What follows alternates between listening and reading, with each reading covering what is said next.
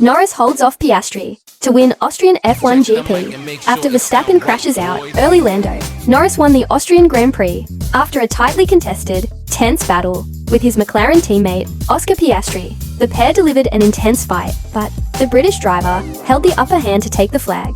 However, Max Verstappen's title hopes took a huge setback when the world champion was knocked out of the race on the opening lap.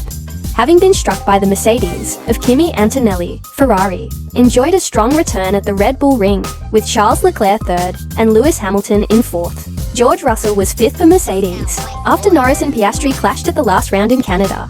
Hearts must have been in mouths at McLaren, as their drivers vied to thrilling effect over the opening third of the race, ducking and diving at one another in a bravura display that remained nip and tuck all the way to the flag. However, Norris held his nerve and the edge over his teammate and closed out the win with superb control. It was no little redemption and an enormously resilient comeback after his misjudgment in hitting Piastri in Montreal.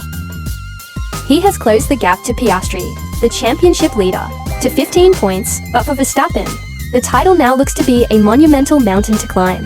He was unceremoniously smashed into by an over-eager Antonelli at turn 3 on the first lap. The world champion's race over in seconds, and he now trails Piastri by 61 points, a gap that appears all but insurmountable given the pace advantage McLaren enjoy over Red Bull. The victory is a huge fillip for Norris, in what looks likely to be an even more closely fought title fight with Piastri.